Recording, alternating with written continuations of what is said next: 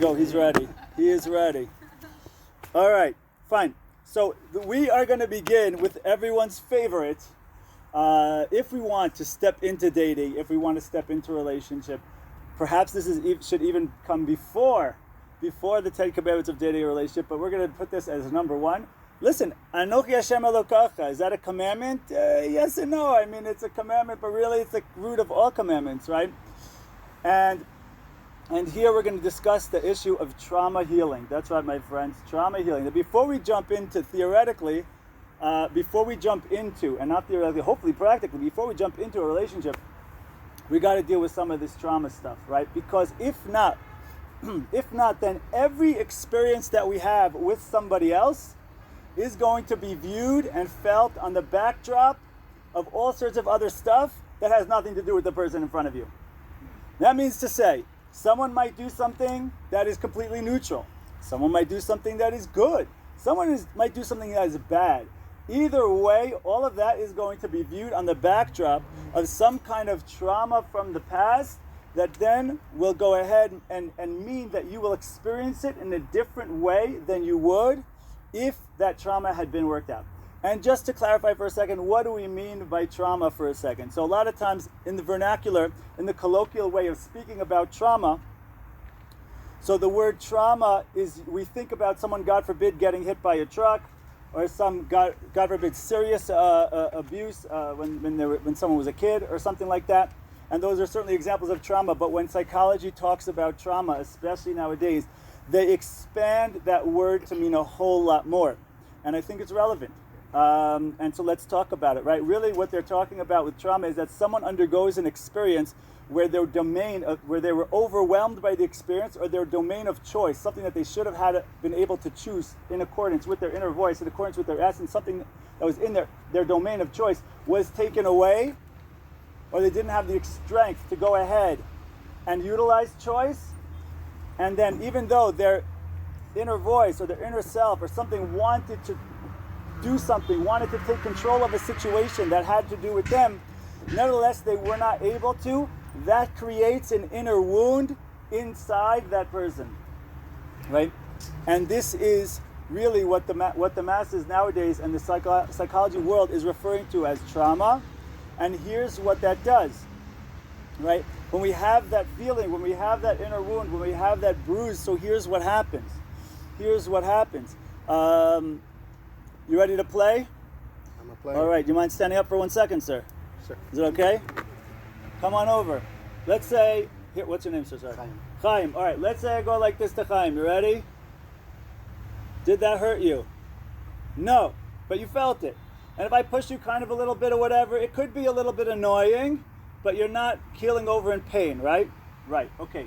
What if yesterday someone had come along with a metal pipe and whacked you as hard as they could on the shoulder yesterday, right there?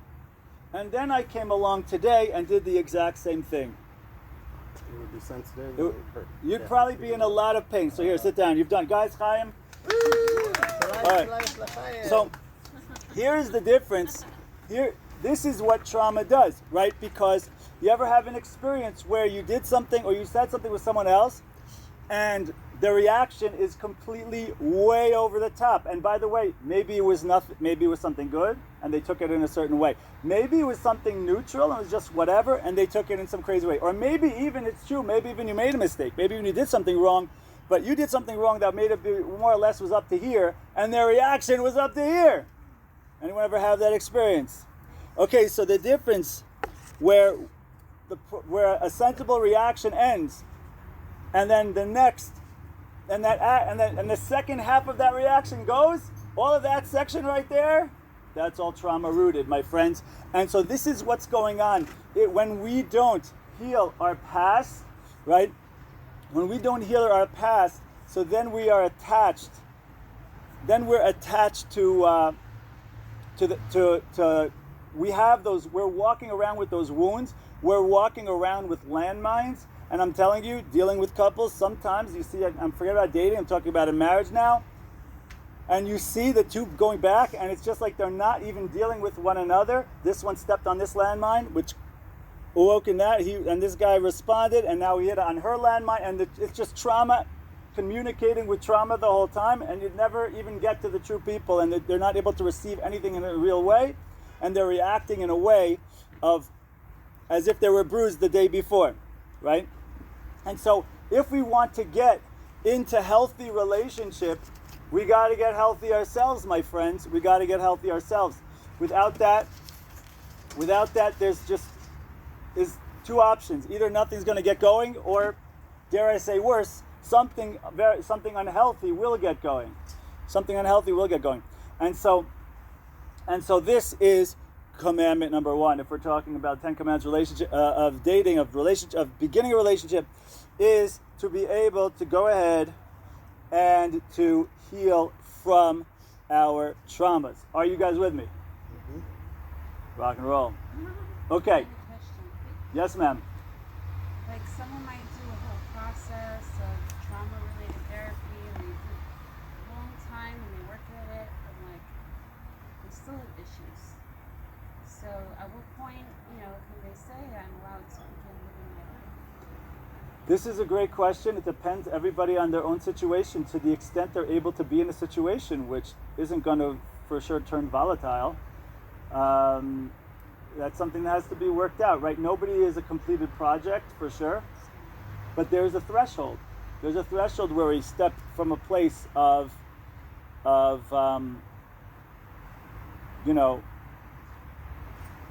not in a healthy situation, to a place that, like, okay, we're going to be in a healthy place, right? Like, where's that line? It's hard to say, because there is a difference between issues in relationship that are issues and problems that need to be worked out, but they're within the realm of normal and sensible, and issues that are, there's a problem here, it needs to be worked out. If not, a healthy relationship is not going to be able to be built upon these foundations. So to figure out because this is the foundations of relationship. Two people, you're coming to one another, we need to be a whole half, right? And that's an issue that comes up when people like to talk about they're looking for their other half, or like, you never remember there was a movie back in the day where one of them says to the other, you complete me. You complete me. And that sounds very romantic, except for when you're actually in a relationship where people are really like that. At first it sounds good, but the thing is though, what do you mean by that? Because there's two sides of you. There's the individual you and there's the relationship you. And a lot of times people are not whole as an individual, and they step into a relationship, and then they're really looking for the other person to fill them up, right? As a person, forget about the relationship, as the individual, right? I think we're going to talk about this, I forget. But then that's a problem, because that's a bottomless pit, right? That's a bottomless pit. And so we need to be a whole version of ourselves as a single before we can go ahead and step into what will hopefully be a healthy couplehood, right? If we're going into it, right, yes, right, but isn't that other person supposed to be my other half? Yes, but that means you need to be a whole half in a relationship. And if you're not holding by a level of I'm a whole half, what's going to be? Not going to be pretty. Not going to be pretty. And so where's that? We have to find that threshold. I don't know what to tell you. It doesn't mean that people are perfect and totally complete, but it does mean that there's a certain threshold where something's functioning healthy versus something is just not ready yet.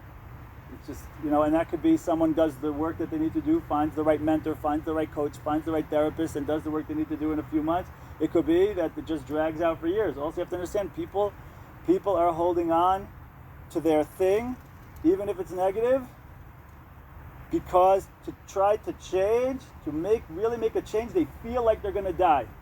They feel like they're suffocating. And everyone around them, especially, just think about it. Let me give you an extreme example. Imagine you have a guy who's an alcoholic, okay? An alcoholic, everyone around them is like, look, dude, just put down the bottle. At the other side of that bottle, you have a whole new life. And the guy just can't do it. And because he feels exactly the opposite. He feels if I leave that bottle, I will die. And the truth is, there's a side of him that's right, that's true. The person who he knows himself as exists right now will be no longer. So there's the lower side of ourselves. Its first basic desire is to not move, is to stay as I am, because that's me surviving, right? And so the lower side of ourselves is holding on for dear life, even though it could be that dear life is actually closer to death than life. Do you understand what I'm saying? And so in order to move, we have to be able to, and so this is why they say, I think in Alcoholics Anonymous or some recovery program, they say that in order for the person to quit alcohol, it has to be more uncomfortable to stay in alcohol than to quit alcohol. That's really uncomfortable. But that's where it's at. But once we do actually go ahead and start to do these things and delve into ourselves and make the work and make the change, we do it once, we do it somewhere else, all of a sudden we start to get comfortable with being uncomfortable. We start to feel like, hey, I'm alive. There is a me that is above the state that I'm in right now, and we start to strengthen that. The most difficult part is really the beginning. Because to be able to separate yourself from yourself when I'm so ingrained and invested in this is me, even though you haven't even started living yet, because you're just holding in the same state of trauma and the same state without consciousness, and holding by the same autopilot, the same emotions, the same fears that you've always been holding in. And you've been saying, no, that other thing, that's not really me. Yeah, because you haven't been there yet. But you could be. And when we start to do that, we see, oh wow, the world is my oyster. I really could choose anything. And we start to live for real. So some people do that in 3 months. Other people might be 30 years. But that's where it begins. Okay, commandment number 2. How are we doing? L'chaim, everybody. Okay, commandment number 2. As we step into dating, commandment number 2 is thou shalt be authentic. Authenticity. Now, what do we mean by authenticity? This is very important, right? And we have to understand, what is the goal of dating? What is the goal of the date? So most people, whether they say it or not, they think that when they go into the date, they think that the goal of the date is that this other person should like me. That they should like me and I should like them. My friends, I would love for you to take that, crumple it into a ball, and chuck it. That is not going to be the point. That is not the goal of the date. That might be the goal of dating altogether. But as you step into a date, the goal of this date is not to be liked. The goal is to be 100% real. And then, let's see what happens. Right? What do I mean by that? Right? That means to say that because if I'm trying to figure out, I want to see this, I want to see if this person is really for me. I want them to really like who I am, and I want to see if I will really like who they really are. Then I want to see who you really are and who I really am. If you show up and you tell me who you really are, and you tell me all your opinions, and I hate that, and we say goodbye, I wish you well in life, I want to have nothing to do with you, we call that a successful date, my friends, because the goal of the date was, do I want to live a life with this person? I have a clear answer, mission accomplished, saved a lot of time, a lot of drama, a lot of emotions, a lot of fakeness, a lot of money. You know that idea? Now, what does this mean to say? It means to say, all of those things that they tell you when you get together with family and extended family on Thanksgiving dinner, all those things they tell you not to talk about on Thanksgiving? Those are the ones. That's exactly what you can start with on your date when you sit down with this guy or with this gal. That's right. And then, who knows, you might even end the date early and have time for another date after that date. Has anyone ever done that? I've done it. I had one like that. Okay, now, anyway, so. Huh? Double header, right? You gotta a 2-for-1, right? Anyone ever go to a doubleheader baseball game? Yeah. Regarding what you said, be 100% real. There's the situations in life that bring parts of you that you wouldn't necessarily bring in a day. Okay. So, what do you really mean by being 100% So what real? so what do we mean by real? I'm glad you asked that question. We're going to talk about that in down the road. But I am talking about definitely being the higher side of yourself. You have to understand what is real and what we're looking to do. We're going to talk about this in a few minutes. Thank you for raising that. Yeah, go ahead. Like on the first date, it's not to be fully comfortable and real. Great. So, well, what I'm trying to share with you is that the longer that will take, the longer that will take. Real with someone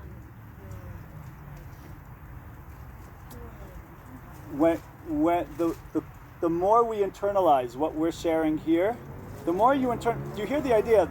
The longer that takes is the longer that is two things. The longer it takes to see whether or not this relationship is going to be happening, and it also allows more time for emotions and feelings and drama to happen and things to develop, where it makes it harder to leave later. And so what I'm sharing is, if you're feeling a resistance to what I'm sharing, and by the way, our next topic is vulnerability. Actually, that's 2 topics from now, so we're going to get to that one in a second. But the more we can internalize what we're saying here, and the more we realize there is no shortcut, right? I'm going to talk about this in a couple of minutes. We talk about vulnerability. There is no other way to get to real relationship. There's no cutting of corners. Either the more authentic we can be, right? And it doesn't mean you have to share your deepest, darkest life secrets. If you want to, great. I think that might be, depending on what those are, it might be okay. But the more real, the more authentic, the more vulnerable we could be, the more at least real about our opinions, right? Okay, if you're talking about vulnerable stuff, family, whatever, could we at least talk about our religions and our politics, like we just said, right? Our opinions, our life goals, our yearnings, desires. If you had if you had $10 billion, what would you do, right? That says actually a lot about a person. Leaving the money aside, okay, what do you want in life, right? I'm just saying, if we can talk about real aspirations and real desires and also real opinions without sugarcoating, how much more of an authentic connection will it be? Because the goal is, again, not to be liked, not to play around and go on a bunch of dates and whatever. The goal is essentially, as one book puts it, polarize your date. That you should get up from that date, hopefully on the first date, and you should have one of 2 feelings in your mind and in your heart. Hell yeah or hell no. If you can do that, you had a successful date. And the only way you do that, the other way that other person does that about you, is potentially, if you want to get to the real of them, not the show that maybe they can put on a good show. If you want to get to the real of who you are and the real of who they are, it means being real and authentic about who you are and what you believe and what you want, what you say yes about, what you say no about, and without like all these games of like, well, everything's okay and everyone's okay, but really you don't. You have an opinion, right? You have an opinion. You have a strong opinion, right? This the court reform. May God bless you. That was real. That was definitely real, right? The court thing or whatever that's going on now, you have a real opinion, so don't play around. Share your real opinion.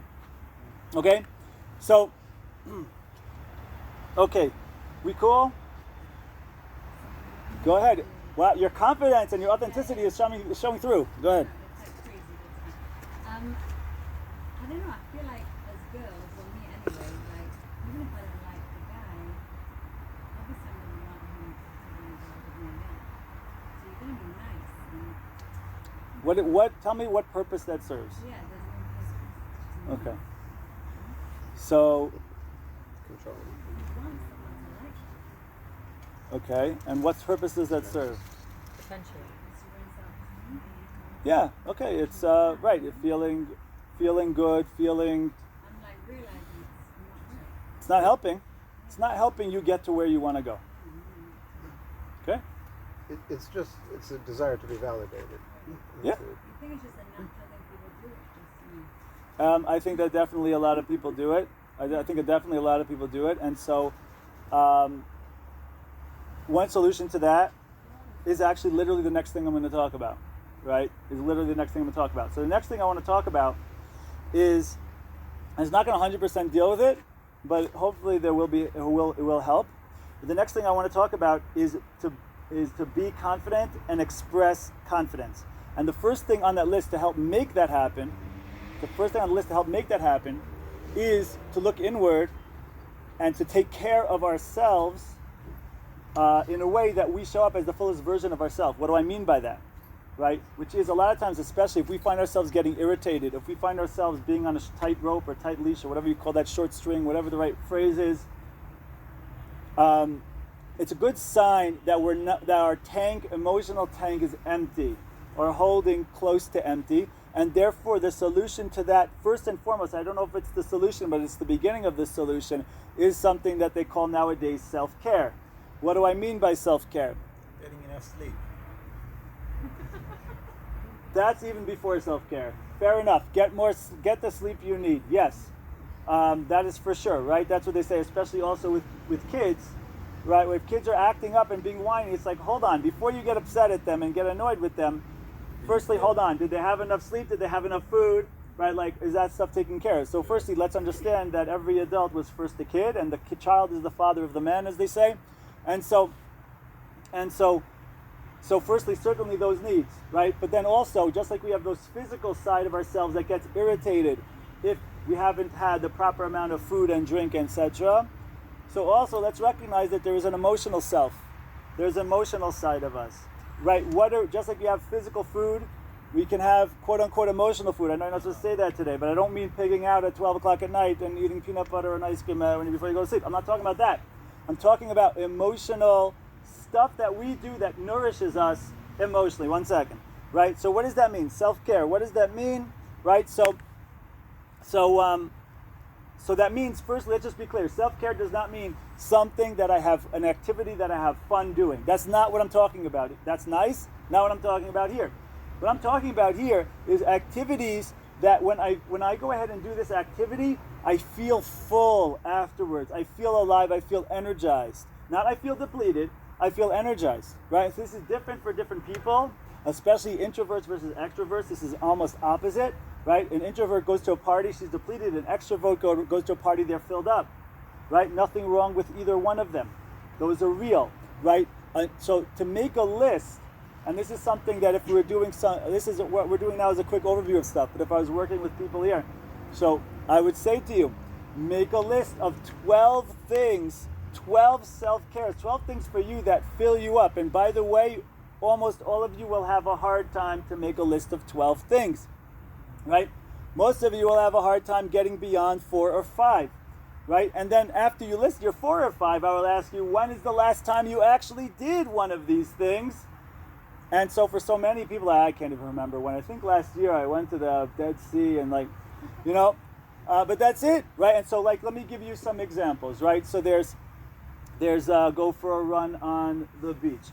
There's curl up on the couch. Maybe you did that one. Curl on the couch with a book or whatever.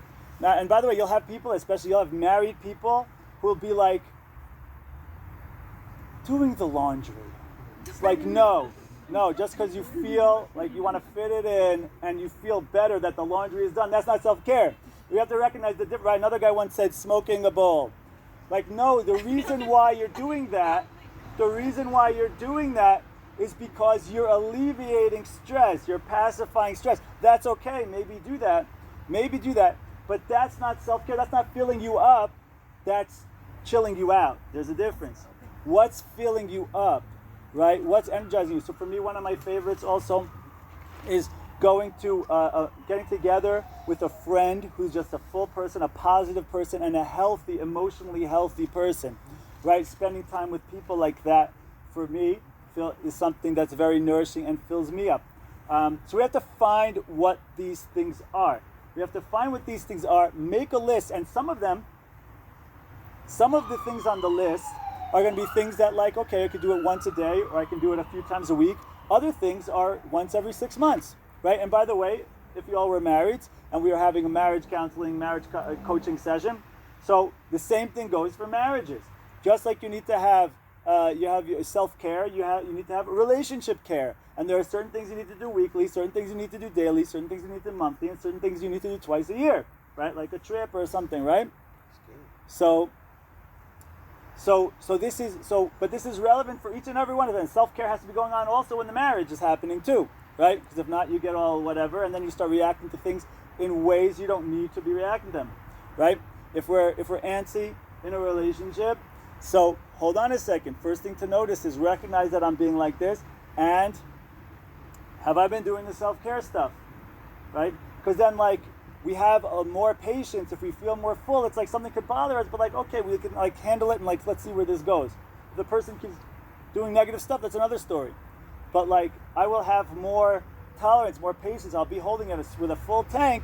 So then, if I'm holding it a full tank and then the person kind of uses up some of that energy, okay, I still have half the tank left. But if I'm holding it zero, it's not going to be work. It's not going to work. It's not going to be healthy, right? Apologize. You had something you wanted to say. That was just the third thing. There's sleep and food and pain. Yes, that's right. That's right. He said also we're talking before about sleep, not having enough sleep, not having enough food. He's also saying if there's something that's irritating a person. He said pain, but if something's irritating, something's there, so then that has to be, before you deal with the kid, you have to recognize, is there an issue there before you deal with it? Okay. I think you go ahead. Beautiful. If that's something that then you go ahead and feel nourished and you feel it's a great example. Okay, great example. Other questions, my friends, before we go on? Okay, so continuing in this category of showing up confidence and expressing confidence, right? So again, we mentioned the concept of self-care, nourishing ourselves. Now also, recognizing self-worth. A lot of that also goes back to the trauma healing stuff we were talking about before, right? Exercising, working out. Am I showing up being a person who's moving forward in all levels of my life? Physical, in terms of exercising, working out, being active, right? Am I getting things done, right? Do I go ahead and just leave tasks and don't deal with them? Or can I go ahead and get tasks done? Do I have goals, and am I meeting those goals or on the way to meeting those goals? Do I start a bunch of stuff, or can I also be involved in follow-through? All of this stuff lends itself to us being more confident, feeling fuller with ourselves, feeling like I'm worthwhile, right?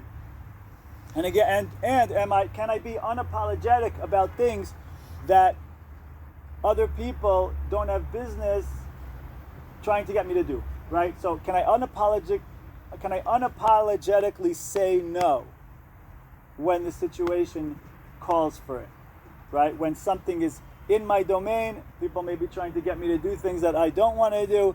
Can I say, thanks, but no thanks? Thanks for your offer to help you, but no thanks. Could you give an example? Yes. Would you like to volunteer to clean this place up after we're done? Excellent. Well done. No, Okay. but like So- in a relationship, I don't get. No, this isn't about relationship Oh, even. This is okay. about doing this in your life in order to facilitate feelings of showing up in a way that is confident. Got it. Right? Cool. Okay. So, and so also when fear arises in our lives, do we always try to avoid it? Do we always try to avoid discomfort? Or when fear arises or something that's outside of my comfort zone arises, am I able to turn around and begin to lean into it? Right? Can I step into that feeling of discomfort instead of running away? Step into that fear instead of running away? Right? Can I stand strong for myself, especially when we're talking about boundaries being crossed, etc. And by the way, all this stuff comes up in relationships, right? Especially, right, in relationships is, can I say no, right? Can I say no to other people in the family who are trying to pull me to do all sorts of things, right? This is where in-law issues come up, right? In-law issues, by the way, have really nothing to do with the in-laws and everything to do with how the spouse responds to the in-laws. Because if the spouse is able to say no to the in-laws, then we're in it together, and you could have some crazy in-laws, and it's just like, it's okay, it's crazy, all right, cool, and we're gonna go on with life, everything's gonna be fine. But if you get caught up in what's my in-laws gonna think, my parents gonna think, you get caught up in that whole thing, if your spouse gets caught up in all of that, now all of a sudden you want to avoid the in-laws. But it's not really about the in-laws, it's about being able to set proper, healthy boundaries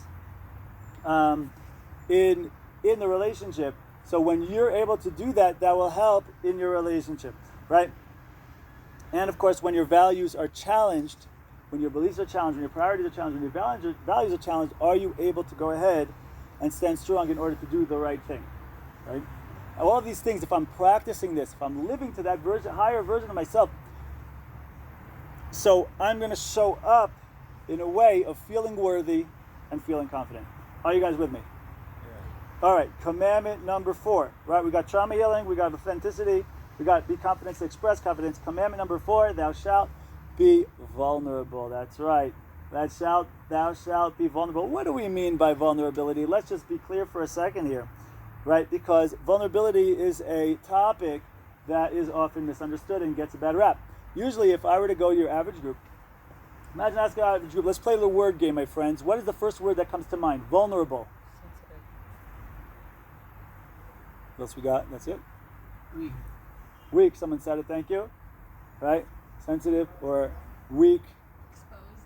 Exposed. Exposed. That's a better one. That's more real. But our mind and our heart, usually most people, the answer is weak.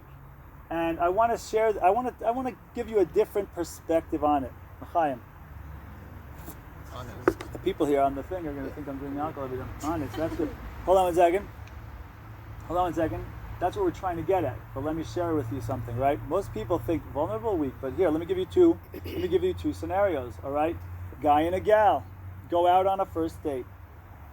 Gal, throughout the date, the gal is constantly kind of like held back because she's like kind of worried about like, okay, if I say this thing, he might think I'm too quirky, or he might think I'm weird, or he might reject me or whatever. So constantly kind of like holding back what she really thinks or what she really feels or how she really wants to respond because she's worried about what this guy might think, or because she wants the guy to like him, or whatever it is.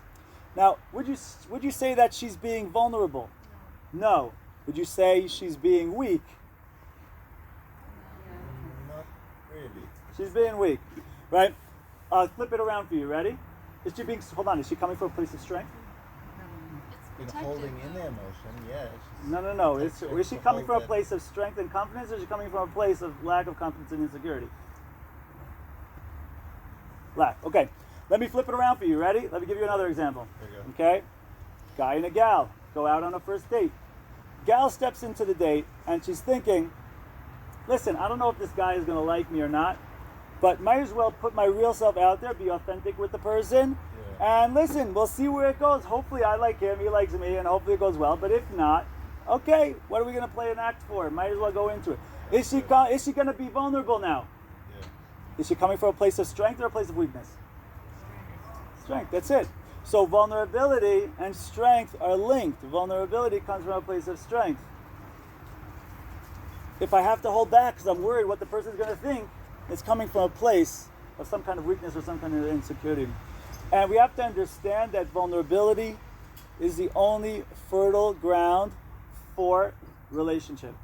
Relationship or intimate, emotional intimacy can only be born from vulnerability and authenticity.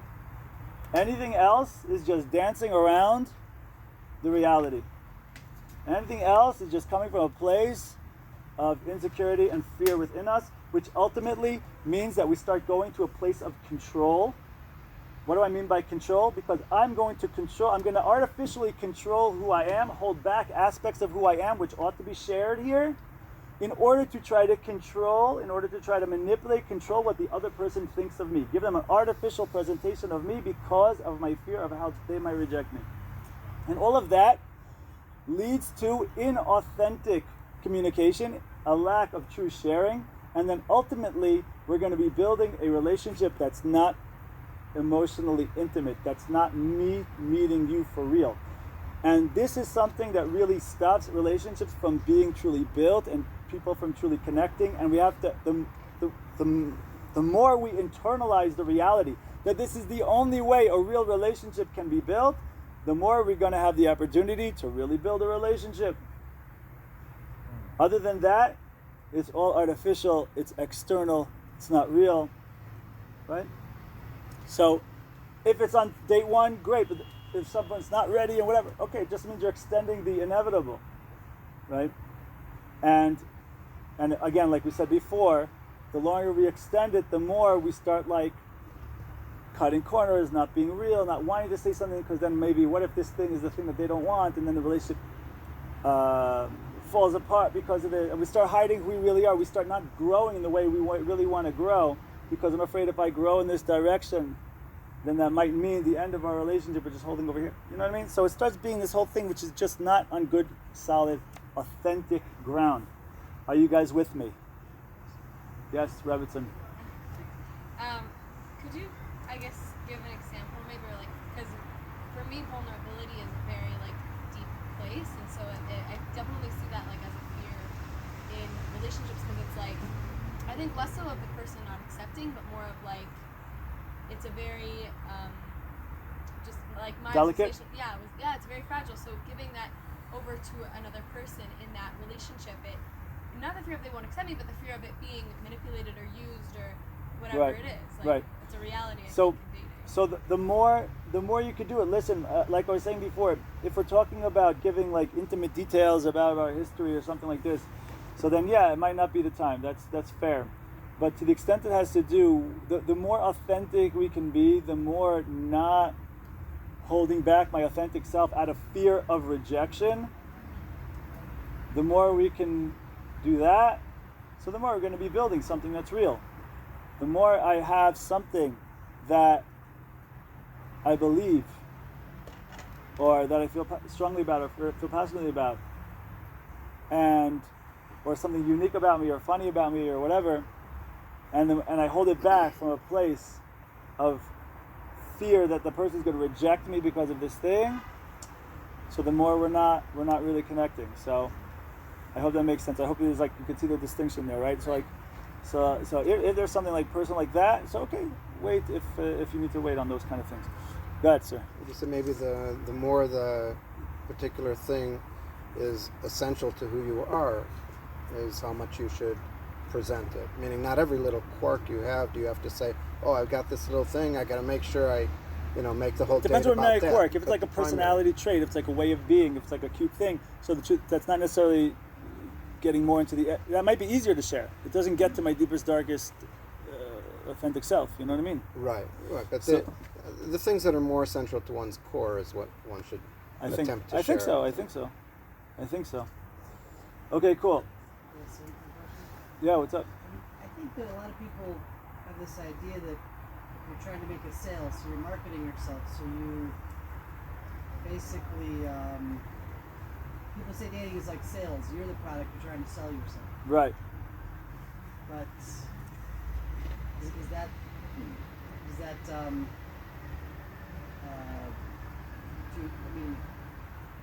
is anything you're saying contradicting that, or is Definitely. I'm saying if you want to sell yourself, so sell yourself on the things that you actually are, but don't sell yourself to someone who's going to have buyer's regret, buyer's remorse. Right? So sell the product for what it is, right? If you show up with a Porsche and you say, look at this beautiful metal thing, and it goes 1,000,000 horsepower and whatever, that's awesome. But if you show up with a Porsche and try to sell it like it's a sink, it's not helping anybody, right? Even if you convince the guy that the Porsche is a sink, or vice versa, probably I should have done. If you convince the guy the sink is a Porsche, right? Then the guy later, even if you manage to do that later, when he tries to go with this sink 100 miles an hour, it's not going to work. He's going to have some buyer's remorse, right? So, for sure, we're going to get to in a minute to put your best foot forward in a moment, but and we're going to talk about what that means, what that looks like, and what that doesn't look like. But again, it has to be real. So if you want to say something good, or if you want to show something good, if you want to kind of show it as if you think you're not showing it, you know what I mean? Okay, you could try to pull that game off. That's cool, but don't show something or give impressions of something that aren't real, right? So don't hold back on your opinion because you're not sure what their opinion is, and so you rather stay pariv instead of taking a stand because you don't want to take a stand that they might be on the other side of. You see what I'm saying? Okay. Would you say the goal isn't to get married? The goal is to have a happy marriage, a healthy marriage, and a healthy relationship. Right, and that means being really who you are. So yeah, sure, put the best version of yourself for it, absolutely. But don't hold who you are back, and don't mask and put a false impression out there just to get the sale. You see what I'm saying? All right. Now, by the way, let me just show you an example of how vulnerability connects, okay? Or how vulnerability actually can draw close and for the right person and push away for the wrong person. Ready for this one? So I want to share with you, even before anyone meets the person, I want to share with you somebody who I know who this is their, on their like profile for one of these dating sites. All right, you ready? Here goes. SSSK, modern, originally from Toronto, living the dream in Jerusalem. Grounded, down to earth, and an old soul trapped in a gingy body. Goofy, funny, and laugh out loud. Good times. Emotionally intelligent and available, great listener, and certainly not shy of a little Brene Brown vulnerability. Savvy businessman, humble warrior, and a holy tzaddik. Full-time male escort. He's a bodyguard. Part-time animal rescuer. 6 feet, athletic, strong enough to protect, soft enough to cuddle.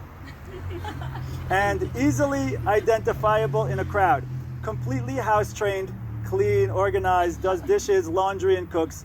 Loves deep, meaningful conversations, Torah, the Holy Land, being in nature, campfires, staying active and fit, personal growth and learning, watching documentaries, epic sunrises, sunsets. Anyway, that's the end. But can you hear the idea? That was a good bio, no? Now listen, some people are going to be going after, what comes through there? It's not just like, I'm looking for someone who's nice, well, who's assertive but not aggressive, and you know. So, can you hear the idea that there's personality there, there's vulnerability there? Someone might look at him and think like he's like laugh him off, but there's a confidence in there, and there's a vulnerability in there, and there's an authenticity in there that at least a third of you are, want to know actually who it is and want me to give you his number afterwards, right? Okay, awesome. So anyway, so this is, guys, that was me. No, I'm just kidding. But this is what I'm talking about. But the more a person can be authentic in this way, and this is before the date, right? Notice how it draws close, or there are going to be some people who are like, you know what, actually there's certain things he said in there that's not for me. Okay, that means you didn't even have to go on the date, and you already accomplished the date without going on the date. You knew it was a no, right? So there, the more we can be expressive, authentic, etc., vulnerable. That was vulnerable. People could look at him, people could laugh, people could reject him based on this thing. That's vulnerable, right? It's going to draw close. It's going to be a hell yes to going out or a hell no to going out. It's not going to be parav when you read this. Do you see what I'm saying? Okay? Not going to be neutral. Okay. Now, we're up to commandment number 5. Thou shalt be your higher self and then live it. And this is, someone asked that, I think it was you, or someone, no, it was you, right? Be your higher self and then live it. What do I mean by that? I mean, yes, put your best foot forward, but don't be fake. Don't be fake. Here's what not to do. I'll tell you a little story. Once upon a time, there was a dating or relationship coach or dating coach in Jerusalem who put together a what do you call it? A like forum. What do you call it when the 3 people sit on a panel? Thank you. Put together a panel event for singles, and on the panel there was her, Jerusalem dating coach. There was the head of the psychology department at Bar Ilan University, and then there was me, relationship Kabbalah guy. And so someone asked this question. Someone asked a question in the middle of this event with the 3 of us up there about putting our best foot forward and showing our best version of ourselves, and like, what should we do, and what if that's not really me, and whatever. So she said, she said to this person, she said to this young woman, she said to her, listen, here's what you do. When you first go out with the guy, you show up all your best version of yourself, physically, personally, the best version of yourself. Do that for a number of dates. Once you got the guy hooked in, so start to let things go a little bit. And then a little bit, and then he's a little bit, and then a little bit more, and then until ultimately you're where you're really, you get down to where you really are. What do you say? Indeed it is. Now you know why guys don't want to get married. Right? This is what's going on. And so I was there. I was so taken aback. I apologize. I wish I could tell you all the stuff I said in response. I was just so taken aback. I could not believe that someone actually just said that. And this is what not to do. And this is why I say, thou shalt be your higher self and then live it and strive to be that all the time. That means you got to show up, right? That means you got to show up once the relationship is still happening. You got to show up. 10, 20 years in, you got to show up, right? And so this goes for, of course, the guys and the gals. And so this is something that we got to be, okay? And so this is the idea. Put your best foot forward, but do not be fake. And be the higher side of yourself at the beginning. And then strive to be like that always, right? And if you're having difficulty with that, all right, get yourself some coach, mentor, therapist, whatever you need to go ahead and to become the higher version of yourself that you know you can be. Or the one at least you just sold, that partner of yours, right? Okay. And all right, commandment number 6. Healthy sharing. Healthy sharing. Thou shalt healthily share, right? What does that mean to say? It means first and foremost, don't expect them to know anything about what you feel, want, or think, right? Ladies, paying attention. Don't expect them to know anything about what you think, feel, or want, right? And be able to share where you're coming from. The more you could share experiences, the better. And by the way, if you feel like, oh, hold on, if I share this experience, they might run away, maybe you should open up the door for them to run out.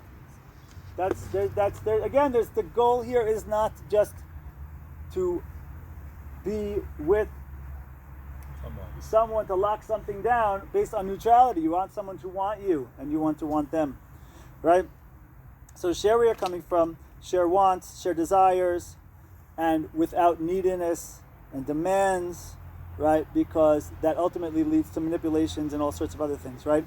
And so to be able to share in a healthy way, to be able to express in a healthy way, and that means also to not be attached to an end result. This is so important, and this also connects to the idea of vulnerability that we shared before. To be able to share our desire without being attached to the end result. And this is super important in relationships. Honestly, oftentimes less of an issue in dating, but definitely a big issue in marriage, is to be able to share a desire in a way that's authentic without manipulation and nastiness and guilt and losing it and all that kind of stuff. To be able to express a desire, this is what someone calls to express a desire in a way that inspires, right? And the way we do that, let me give you 2 examples. This is let me give you 2 examples. For example, imagine you have a guy. Imagine you have a gal. Imagine a couple is married for a while, and the gal says to the guy, "You never take me out on dates anymore," right? So now, what's the guy feeling, right? Oftentimes, the guy will be, firstly, the guy might be feeling, well, now I don't want to do that. But a lot of times, guys will do it. Let me give you another, but guys might do it, but the first response, the first feeling is a feeling of resistance, right? Let me give you another one. You ready? Imagine that same gal comes up to the guy and says, "I would love to go out on a date with you sometime this week." Much more inviting and interesting, right? So why doesn't the gal go ahead and express it in that way originally? one answer is because it's an invitation without showing him that he's going to have hell to pay if he says no, right? And that starts to lead to unhealthy communication, right? That starts to lead to manipulation. That's control, and that's what I'm trying to share. In a healthy relationship and healthy communication means I can express my feeling, I express my desire, I express my want. Doesn't mean shut up. God forbid, never. I express my want, but takes two to tango. There's two in the relationship, and that means that a real relationship happens when you have two people choosing towards one another, not when you have one person who wants something and then twists the arm of the other, right? And so listen, if the guy in the situation, or if a girl, vice versa, is always saying no to this or whatever, okay, so then we have to deal with that situation, we have to deal with that relationship, we need to go to the therapist, whatever it might be, if there's a constant no, for sure, that has to be dealt with. But bottom line, in the interaction, day to day, week to week, we have to be able to express our side of things, our feelings, our desires, without making the other person feel like they can't say no. That's not authentic relationship, right? Okay, go ahead. Yeah, I was going to ask, in a way that the girl is expressing her desire to go on a date, in a way it's more authentic when she says we're never going on a date because she's frustrated, she's upset. When she's saying it in a way, would you like to go? Yeah. Which is more inviting, but it's more inauthentic because she's not expressing her frustration in that other way. I hear what you're saying. But it's not a respectable way to communicate. It's not a refined, it's not a refined and respectable way to communicate. Authentic. Sometimes... Yes, it could be authentic for me to take a frying pan and smack it over your head, but that doesn't mean it's a refined way to communicate. That's really what I'm feeling. Well, That's really what I'm feeling right now. The challenge is how do you communicate in a fine way and yet still be frustrated? Like to channel your frustration but still be... That's right, and that's where... So we need to be able to get developed, to get refined as people, and to be able to contain that unhealthy feeling. Feel the unhealthy feeling, it's real, feel it, but that doesn't dictate that now I'm going to be nasty, right? It means I'm going to feel that. It's real, it exists, I acknowledge it, master it, and by the way, if I want to be all meditation and what do they call it, mindful, I can be like, okay, where does this feeling come from? Where did it happen before? I can be mindful and like see it, whatever, let it go, okay, let it keep going, right? But anyway, and then go ahead and when I approach this other person, express what's underneath that feeling. Express my desire in a way that's refined, and even be able to say, I'm feeling frustrated, or this, I'm feeling frustrated when such and such happens. But to be able, if we come with the nastiness, it's not healthy. That's toxic, right? That's toxic. And then if you start doing that kind of stuff, and it twists the other person into doing things that they don't want to do, so we're not in an authentic, healthy relationship anymore. If they're doing something that they're not choosing to do the thing that they're doing, but they're coming to do the thing they're doing from a place of fear of not upsetting you. So now we've left a healthy relationship and we've entered into toxic entanglement. It's not the same thing. Fair? Yeah, go ahead, Holy Sister. Correct me if I'm wrong, but I feel like the authentic part of it is actually just expressing that need of yours. Even if you do it in a respectful way, it's still authentic because a lot of times partners go silent or they just brush it off or put it on the carpet. Yes, all I'm saying is I'm saying to express it, but from a place that's healthy, and from a place that's refined, from a place that's respectful, thank you. And if you want to say, I have a need, I feel a need, I'm feeling suffocated, I'm feeling depleted, whatever, I'm feeling like we don't have, not connected, whatever it is, you can say what you need to say in a way that isn't giving over the message that I'm going to give you hell to pay if this doesn't happen, right? So there's a way to do it. Go ahead. I feel like also, sorry, just adding on, but I feel like it is also, circling back to boiling it down, that is the most authentic, is the positivity. Because if it's like you said also, the relationship is over the second the person stops caring. expressing, I think, like from a place of even if it's translated through frustration, then you're able to boil it down and refine it to say like, no, the truth is that I want to go out or whatever it is. Then like that's allowing them to embrace your needs rather than like. Sure. And it doesn't mean that you can't express also, I'm feeling pain, I'm feeling hurt, I'm feeling rejected, I'm feeling whatever it is. There's a way to share that without Shutting the person out.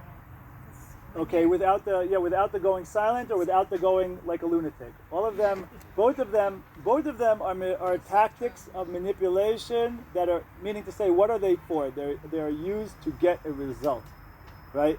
And it's a result that I'm twisting the other person's arm in order to give me what I want because I'm feeling a fear of not getting that thing, right?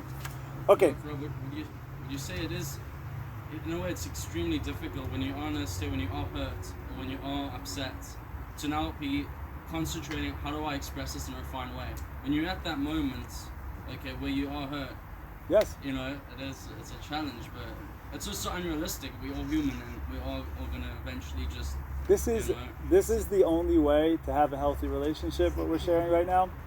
I'm not saying it's not difficult, etc. What I am saying is definitely, if a person steps into a relationship and wants to make this happen, they will have to start on that journey. And this is why a lot of people have difficulty in their relationships.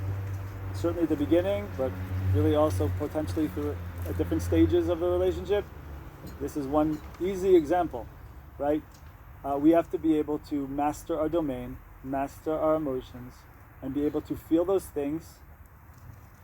And it doesn't mean that it takes over and I act like a freaking lunatic because of how I feel, right? I'm sorry if I don't mean to, whatever, I'm not attacking you.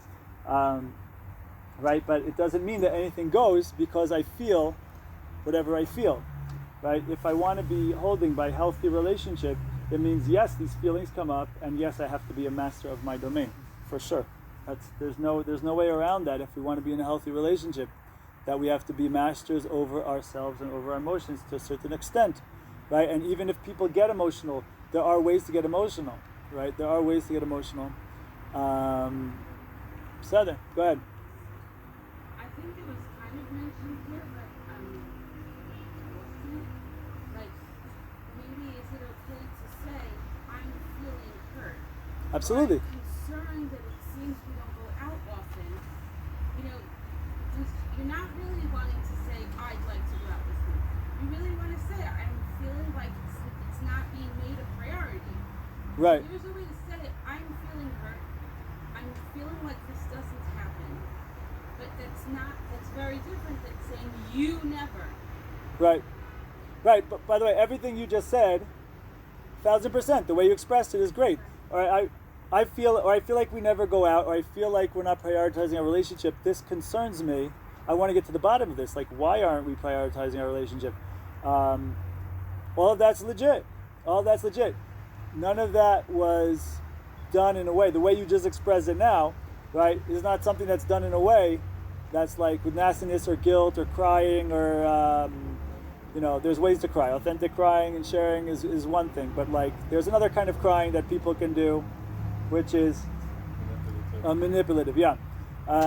So yeah, totally legit. I'm with you. And also, yeah, you got the whole IU thing going on there. That's an important one too. Everybody's heard that one probably. Okay, we good? Okay, cool.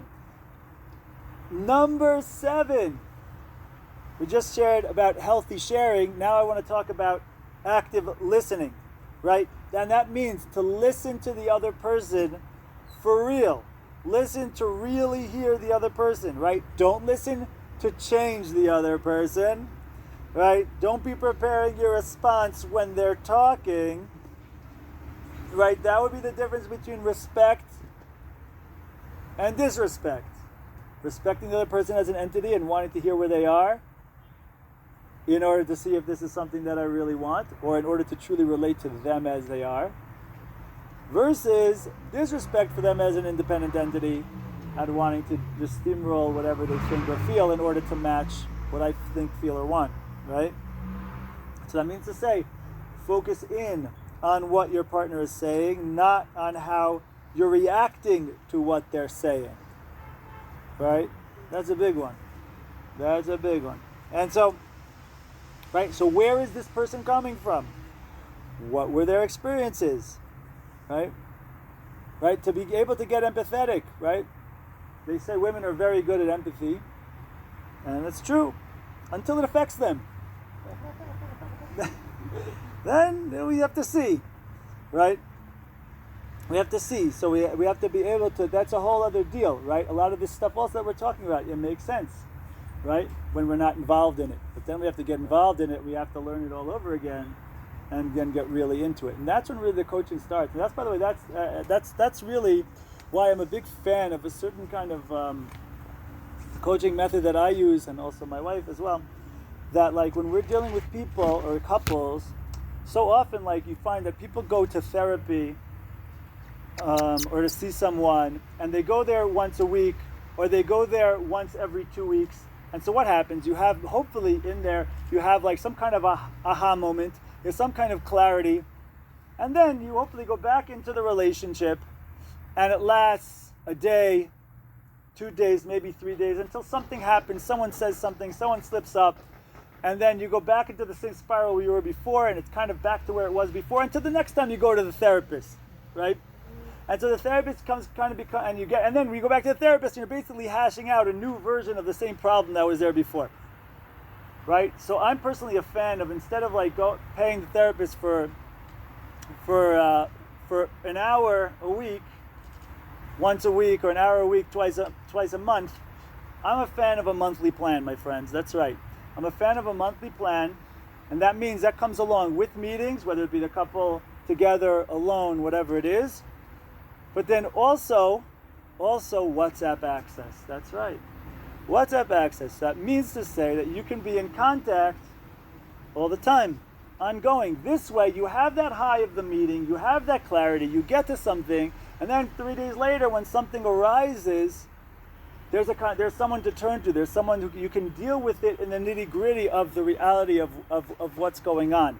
And yeah, of course, it doesn't mean that as soon as someone says something, you turn to your phone, oh my God, he said this thing, and then the other one, no, not like that, not like that, okay? But to be able to be involved in a much more constant way, that's how real changes happens, based on consistency and being in the nitty-gritty, not some burst of inspiration once a week. Okay, so I'm a big fan of that, and we see, Baruch Hashem, much positive change when people take that on with us. Okay? All right. So anyway,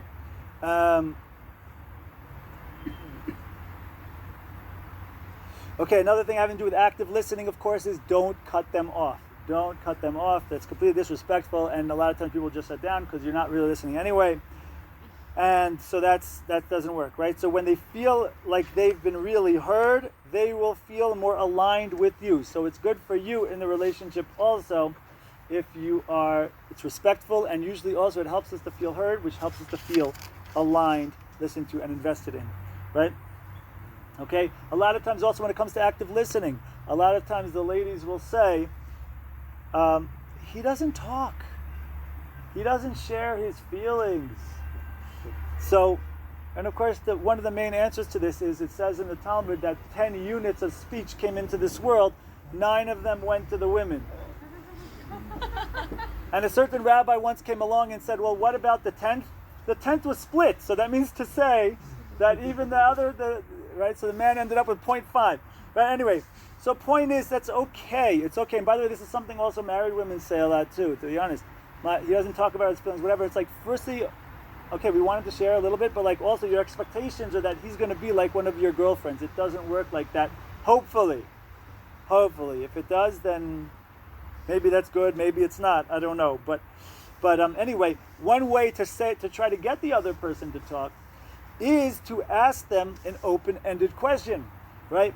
What do you think about blank? Say what? Okay. What do you think about, okay, I don't know how many, I guess maybe for some people that would elicit a passionate response. Okay, that's awesome. But like, what do you think about something? And if they say, well, it's good, it's bad, right? That's not exactly what you're looking for. But okay, poke around, do that with numerous things. Eventually you're going to hit on something that person actually has an opinion about. Hopefully. Right? Hopefully. Fair enough. Well, I have a question, in fact. Like, when a woman would ask that to do, and you answer something that's quite technical, it's your ideas, but you're not going into your feelings and her feelings, and like, maybe, like, Okay. does that count, or does she only want to talk about things which have to do with how you feel about the relationship? I mean, usually the feeling aspect of it is what shows shows your vision more, right? It shows, like, you have a vision, right? And that's really one of the aspects of the male, especially one of the aspects of male that a woman can connect to, is a certain vision, a certain belief, a certain journey. You're going in a certain direction, right? And so if you have an opinion about it, you have a feeling about something, you have a desire, something that you put as a priority and you're striving towards, and why you're striving towards that can get people on board with you, right? Because that's what it is for a feminine woman.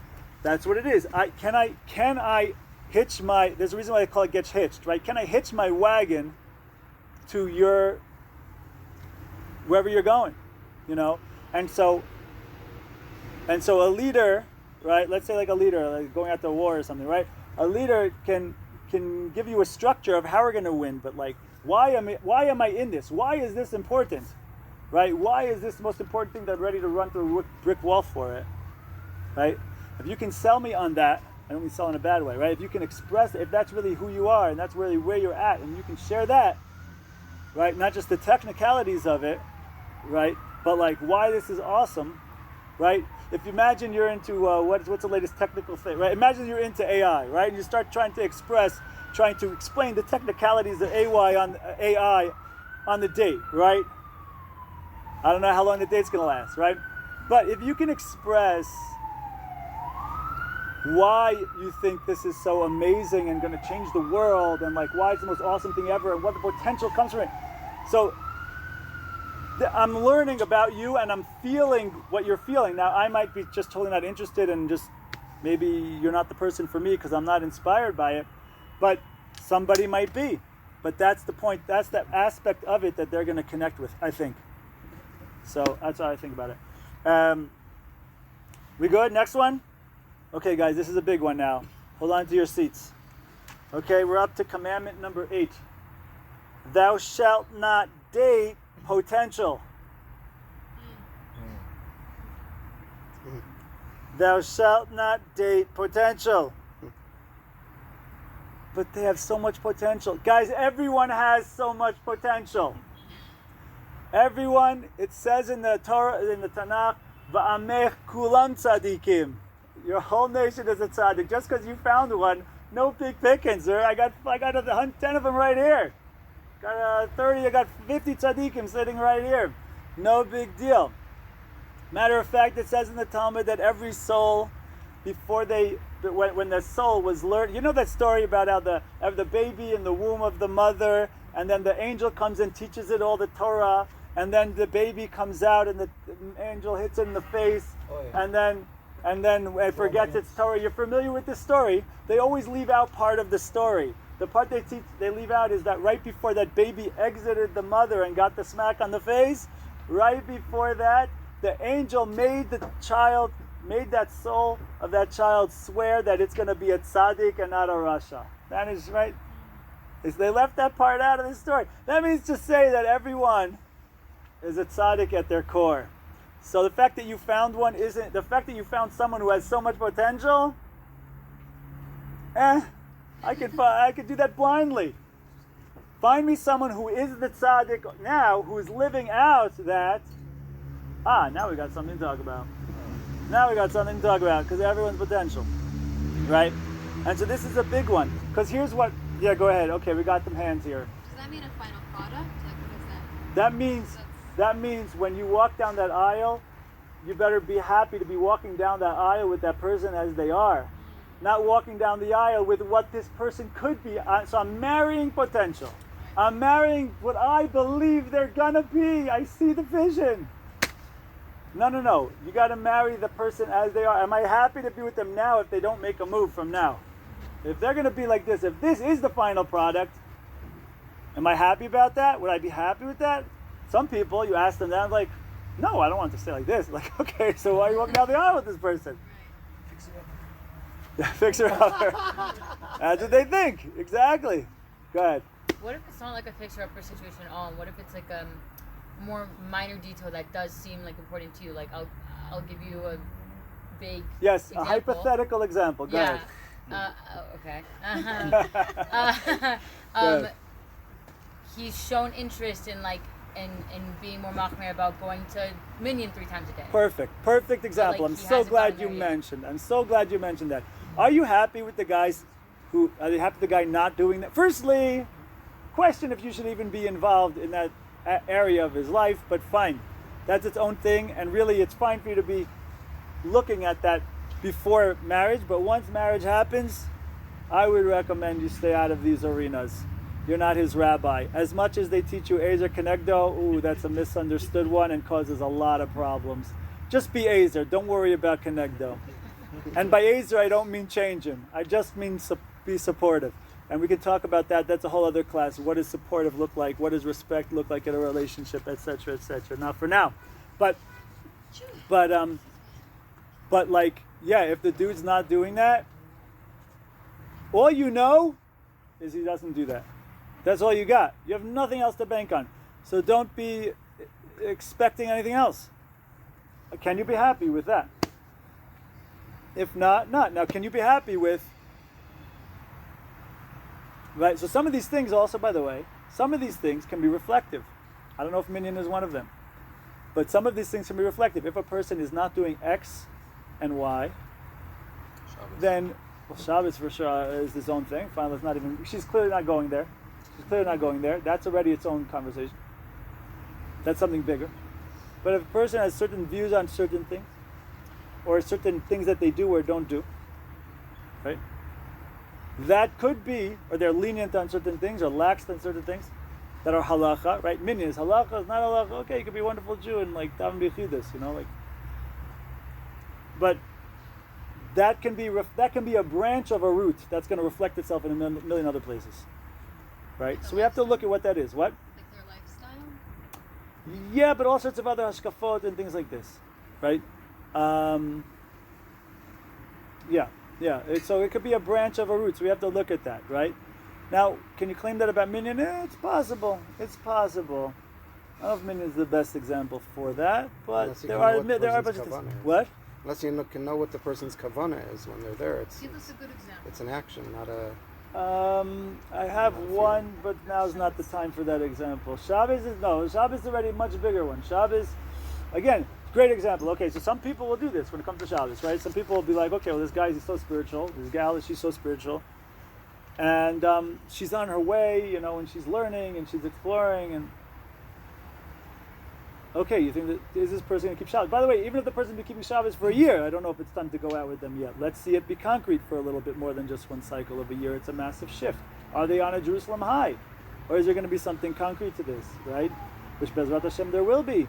Where is it going to settle? Where it's going to be long term, right? That's why typical the standard advice, unless someone is, you know, unless you have like, unless the gal's getting older or something like that. But standard advice, let's say someone in their 20s, whatever, my advice would be to that whenever a person starts keeping Shabbat or keeping halacha or whatever, to before going out, to wait a couple of years, to wait 2 years before a person starts going out, because it's just,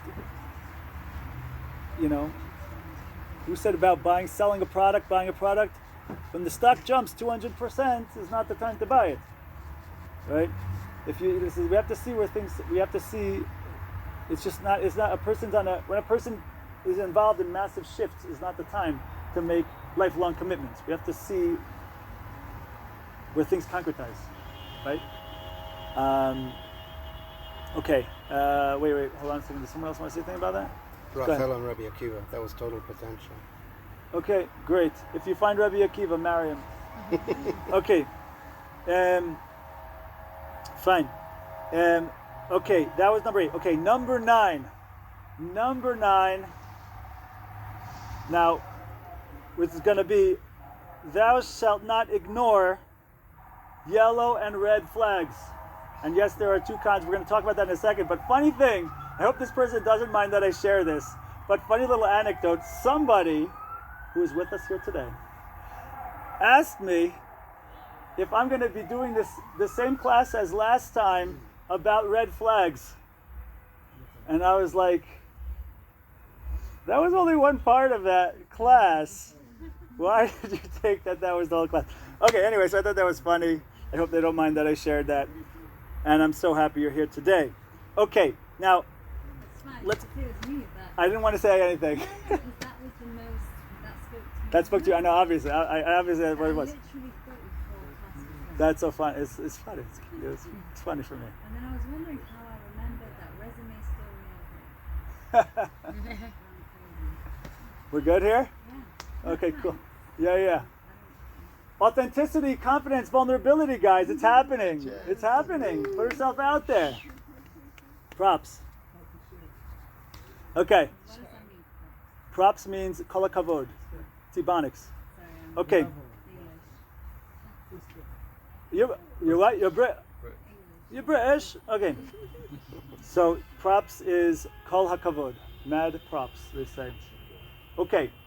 So here we go, guys. We're going to jump into some of these flags, all right? What are some flags? By the way, what do I mean by the difference between red flags and yellow flags? I explained it before. Red flags are like, yo, there's a real problem here. Okay, that is on list. Okay?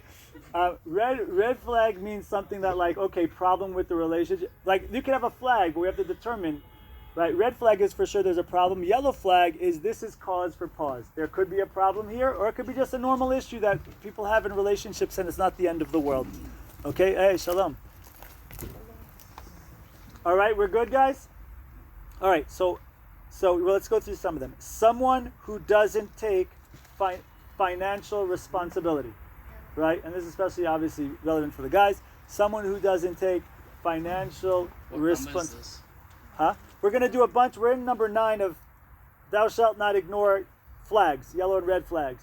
So in here, we're going to have a bunch of different examples. In here, number 9, we have a bunch of different examples of flags, right? I think it depends on the person they're with. Depends how important that area is to the person who is with them, who has to deal with that challenge.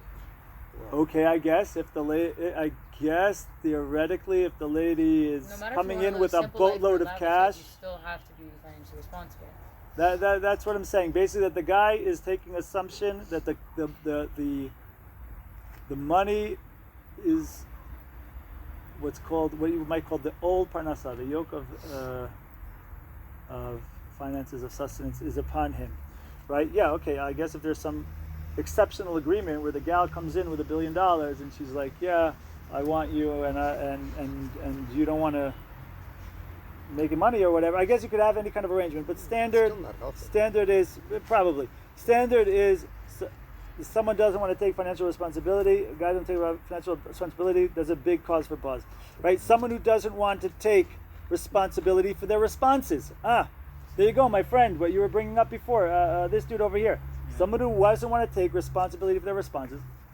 It's a major issue. It's a major issue, right? I only smacked you in the head with the frying pan because you said this to me, right? So it's not my fault. It's your fault I hit you with the frying pan. Or if you don't like frying pan because you think that's so extreme, but do you hear the idea that yelling?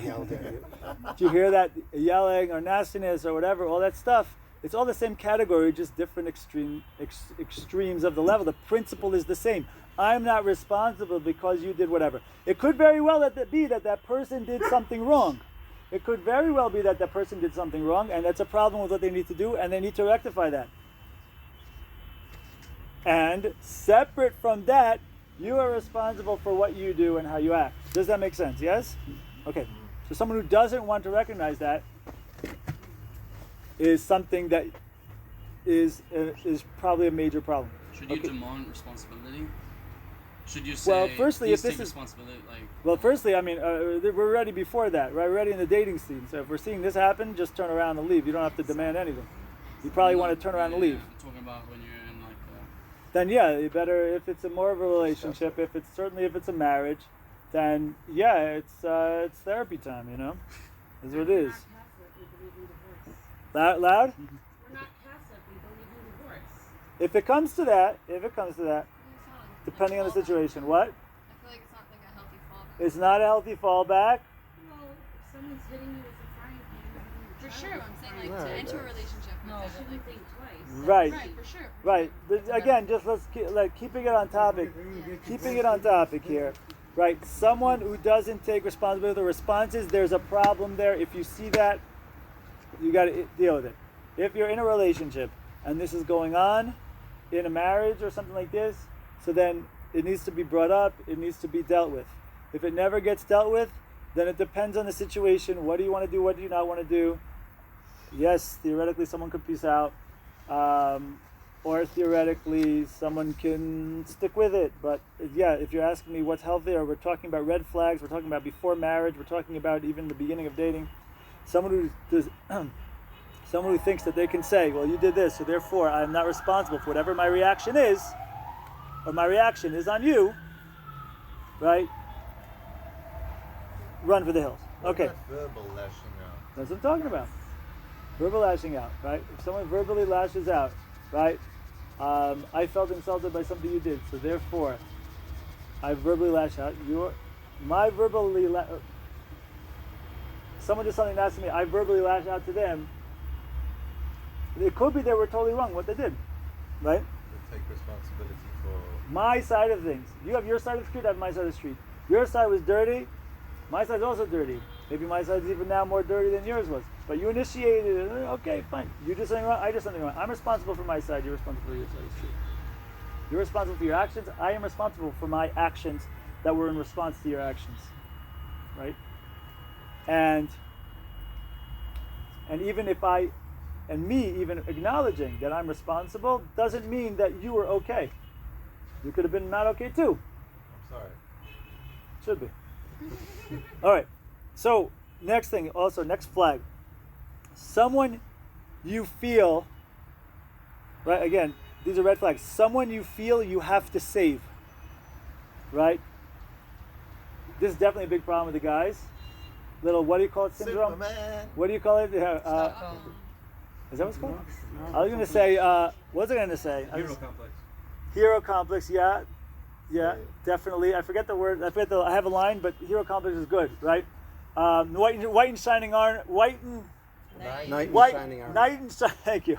Knight in shining armor syndrome, right? Okay, fine, but all the same, right? But and gals have this issue also with some people, right? Some ladies also have this issue, but especially it's a major problem by guys for sure that guys have. If you feel you need to save them, if you feel you need to save them from their pit of doom, from themselves, from their situation, you're in for some trouble, right? Because of course you never will, because what you think you're saving them from ultimately is stuff that only they can really fix. You cannot replace that. You cannot make them whole. They have to make themselves whole. Okay? Someone who's jealous of your success.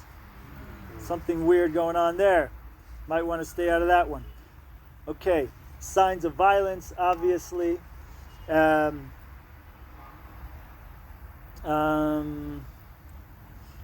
Attention seekers on social media. Not a good idea to go down that path with somebody in that situation, right? Attention seekers on social media. People over the top on social media, whether they be exposing themselves or just being way over the top. So there's something going on there. They're looking for something. They're looking for something that's external to fill something that's not being dealt with internally. Right? Someone, and this is a good one to pay attention to and is relevant, someone who jokes about his or her own bad traits, or others joke about his or her own bad trait, like a family or something. Let's say you're in a relationship in a family, someone says, oh, you're with, what's her name? You're with my daughter, you're with my niece. Oh my God, look out for the yelling. Oh man, good luck. People do this. And it's just like, what do they say? When people show you who they are, believe them? when their families show you who they are, believe them too. Right? That's real, right? And obviously, daddy issues start running now. Anger explosions, addictions, right? All of these things are flags that are probably red, right? Okay. Are we good? So that was number 9. Yes, ma'am. Is there I guess like a self-work, like I don't know, activity or mentality to go into dating to being more aware of red flags or seeing red flags? Because sometimes I think more often than not people are very good at hiding that or concealing that, definitely. So it's like how to within myself like approach that in dating. Almost always they will show you. Questions if you want to see it. Usually we will do our best to not see it because again we're looking for that companionship, we're looking to get hitched, we're looking to have that somebody, and we're looking to instead of looking for what we should be looking at, we have other objectives that take over. But almost always people will show you. Right? Almost always people will show you. And if it's not the beginning, it's as they slowly do that pullback or slowly do the breakdown or slowly bring in the drama, they're starting with their thing. And they'll almost always show you. And feel free to bring them by. And we'll see. Someone else wanted to say something? Yeah. Do you think, like, red flags obviously I think are like a runaway situation, but do you think yellow flags are? No, yellow flag means there's cause to pause here and investigate further. Is this something that's truly an issue, or is this something that there's an issue, just like we have issues all the time, and it's something that we have to deal with, and there's gonna be something about this person that you're not 100% eye to eye with, and like life goes on. So you have to. That's what I mean by yellow flag, just like a yellow light, right? That's what we're talking about here, right? So it's like you have to pause, you have to check both ways, and then you see if you want to cross the street or not, or if it's red, right? Maybe it is red. You have to see. So there are those things, right? There are those things for sure. Yeah, go ahead. In the religious dating world, obviously we don't live with each other until we get married. So those yellow and red flags, a lot of them would come about after marriage, like after once you're living with the person. Yeah. So yeah. Also the truth is that where else do you see this? In relationships where people lived with each other before. So it comes out the same. It's not like they're doing so great. They're not exactly batting 1,000 in those relationships, right? Those relationships have over a 50% divorce rate. So those relationships aren't working so great either. So that exists there too. There's always those issues that come up, and also a lot of times this stuff will come out after marriage, and then we have to see how to deal with it, right? That's okay. That's part of life, and Bezrat Hashem, if and when those things happen, so we hopefully deal with it. But what we're trying to do now is avoiding all sorts of things that are just blatantly right in your face right at the beginning, which a lot of this stuff is. Really, a lot of this stuff is. It really is. Especially if you're not talking about, like, when you say religious dating, you're not talking about, like, okay, we met twice at a coffee table for an hour that was supervised or something. That was not supervised, whatever they do, and then we got married after that, right? That's not what we're talking about here, right? The people who are sitting here, I don't think that that's their plan, and so like, there's communication, there is back and forth, there's relationship that's developed, and in that scenario and in those circumstances, stuff comes up, man. Stuff is there if you want to see it and take note of it, instead of avoid seeing it, because I know that if I actually go into this thing that's showing up, it might mean that we're gonna go our separate ways, and I don't want to do that. I mean, I kind of do. Part of me wants to do that because I also don't want to marry this, but I also kind of don't want to be alone. So there's that, and that's what happens. Yeah, what's up? I feel like sometimes when a dating process, I'm like overwhelmed by like how much there is to like and then I'm like overthinking it, and then I drive myself mad, and I feel like there's no perfect person at the end of the day. So how do you like balance it all out to like and also have the person in mind, not just all these flags?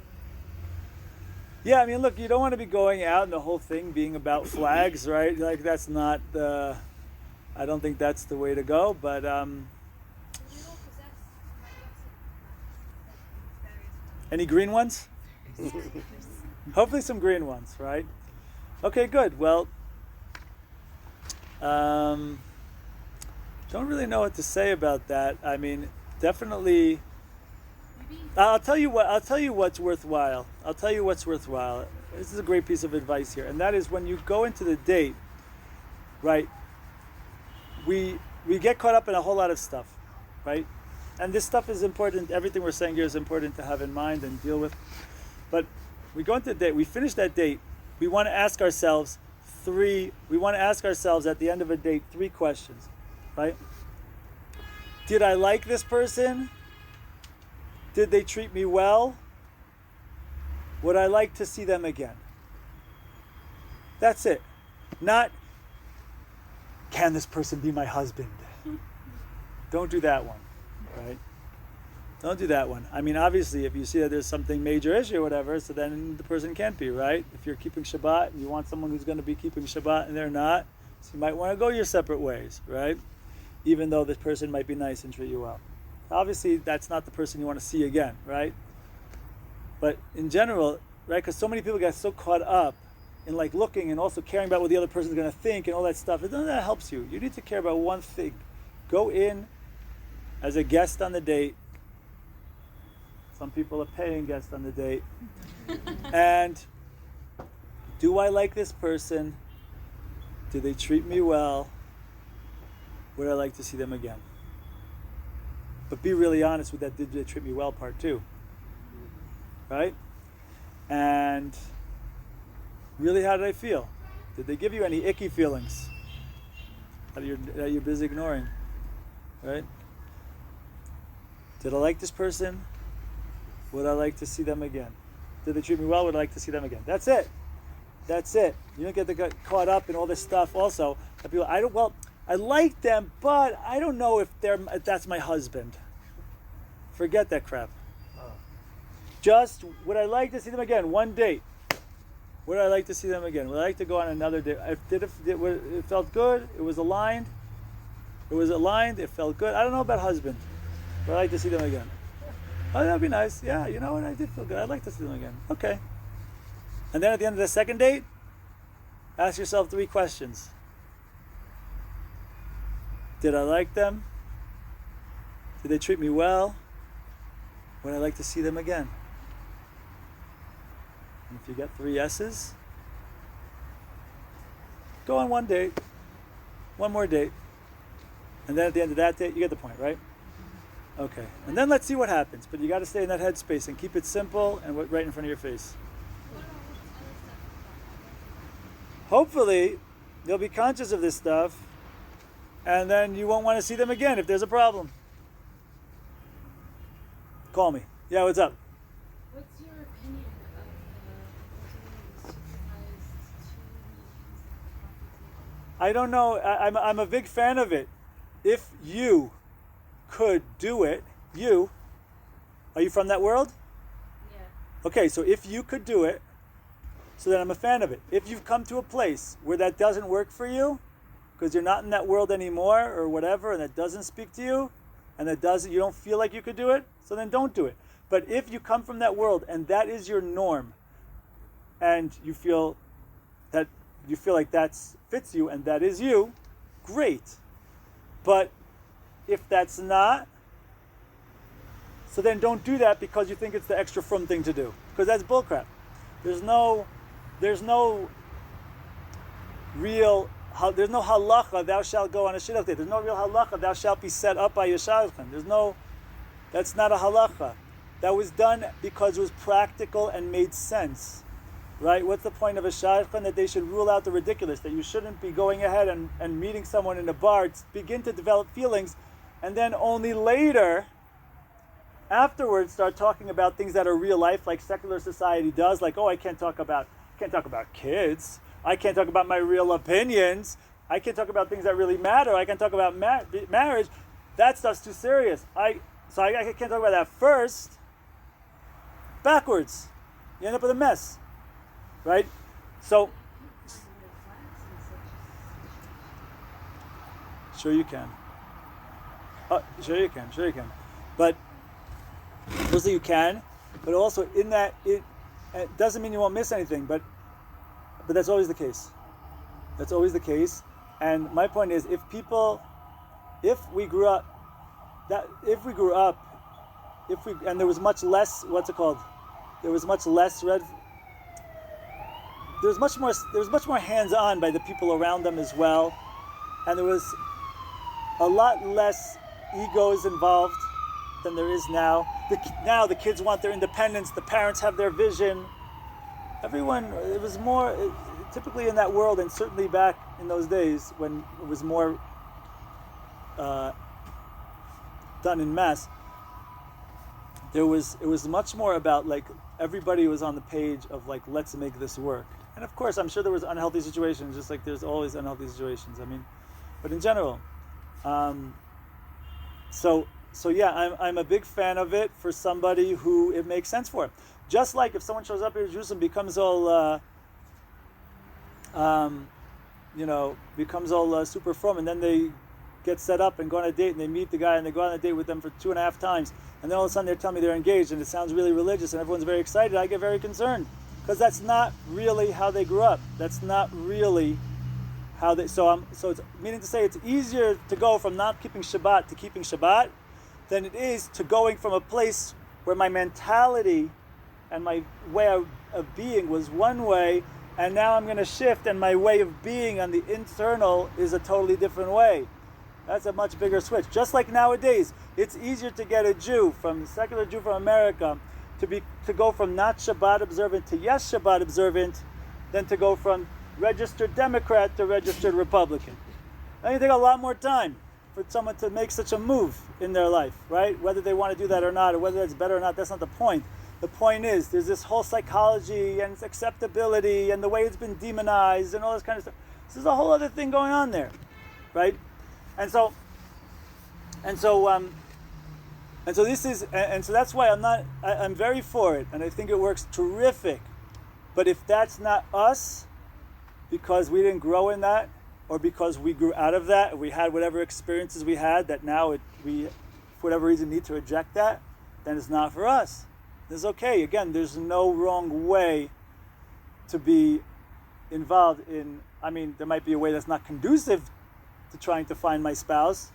It might not work well. There might be things that don't work well, but there's nothing halakhically wrong about dating this way, dating that way. I meet the person at the Shabbat table, I meet them by shotgun. There's no halakha that says thou shalt go with the shotgun. You know what I mean? No halakha that says don't meet twice, 2 times. You know, and you have like the shotguns, and it bothers me. It's a problem. I mean, it bothers me because it's a problem. Certain shotguns that are pushing for like you have to know, it has to be a yes or a no by this time or whatever. It's like doesn't work for people. They're not people who don't come from that. It's not healthy. It's not a fan. Not a fan of that. Not a fan of that. Not a fan of the pressure. Especially about these things, pressure, and then make people feel more religious or less religious because of having an answer or not an answer, and like all that stuff. Not healthy. Again, it can't come from a place of twisting arm. It has to come from a place of desire. You know. Okay. We did 9. Number 10. Last one, guys. Are we good? Still awake? Okay, good. Number 10. Oh, there's a big one, guys. Commandment number 10. Thou shalt not fall prey to soulmate syndrome. Thou shalt not fall prey to soulmate syndrome. What is soulmate syndrome, guys? He's my soulmate. She's my soulmate. Putting that soulmate label on the person. And here's what happens, guys. Here's what so often happens. What so often happens is you have a guy and a gal, they meet, and they at first connect at a really deep level. That level is called trauma level, guys. I'm just kidding. They connect at a deep level, right? They're from Nachlaot, by the way, and they feel like this person is the other side of me. They are my soulmate. That's right. They say the S word, and everything goes good for a little while, and then you're leaving for this part. No, I Here's what's going to happen. They're going to start bickering a few months down the road. A little chink in the armor. Some tips begin here and there. And all of a sudden the bickering increases and it becomes more regular. And now it happens that pretty much every conversation is some kind of fight. There's some kind of bickering going on. Now you might be asking, why does the relationship continue? They can't even have a conversation. Well, I'll tell you why. Remember 4 months ago? They said they're soulmates. They're soulmates, right? And so, you know, maybe they would break up, but they're soulmates. It's from God. It's from God, right? And so they proceed down the aisle because, even though they're bickering back and forth, but the label has been stamped on, soulmate. So how can I break up with this person? This is the one God made for me. So I can't reject. It's God. God did it, right? Now, of course, by the way, as they're walking down the aisle, if I were to be there, and I were to pull them off the aisle and put them in a room and say to them, listen, really? And if I were to convince them in a clear way, or if I were to ask them, what if there was no such thing as soulmate? Never showed up, never heard of such a thing, didn't exist on planet Earth. There was no such thing as soulmate, there was no such word, there was no such concept. Would you marry this person? Quick response without thinking, no! Okay, my friends, so I want to invite you all to consider that you have no soulmate. That's right. I want to invite you all to take on the attitude. No, I added in the mate, don't worry. I want you all to take on the attitude that there is no such thing as soulmate. So, if you're going to marry someone because you like them. Or marry someone because it's convenient. But don't marry someone because at some point you decided they're your soulmate. Now you might be asking, well, hold on a second, isn't there such a thing as soulmate in Judaism? And I would have to say, there's such a thing, but where is it? What is it? What does it look like? You've been sold a Disney, Prince Charming, Cinderella story. Who says that that's what soul... Forget about soulmate. You don't have a soulmate. There's no such thing as soulmate. Now, if you like someone and you want to marry them, go for it. If you don't, let's say what if you did at the beginning and then you don't? Great, so don't marry them, guys. Don't do it. Okay? Marry someone because you decide you want to marry them. Not because of some other alternative method, because someone's pressuring you, because there's this shadchan, because there's this family member, because there's the other person, because there's peer pressure, because all your other roommates got married, and they had a roommate of those people who they got married to that now you're married, and it would be such a good story. Guys, only marry the person because you just want to marry the person. Don't marry the person because God told you to marry this person. Right? Okay? Cool. So my friends, quick 1-minute review. We good? I was going to say only a person who could hear the Bas call 40 days beforehand knows who their soulmate is. Yes, and so if you're that person, check yourself into your local mental institution. Okay? Might have caught a good case of Jerusalem syndrome here. Okay, so my friends, just a quick recap. 10 commandments of dating. Commandment number 1, thou shalt trauma heal. Commandment number 2, thou shalt be authentic. Commandment number 3, thou shalt be confident and express confidence. Commandment number 4, thou shalt be vulnerable. Commandment number 5, thou shalt be your higher self and then live it. Commandment number 6, thou shalt healthily share. Commandment number 7, thou shalt actively listen. Commandment number 8, thou shalt not date potential. Commandment number 9, thou shalt not ignore flags. And commandment number 10, thou shalt not fall prey to soulmate syndrome. Okay, my friends.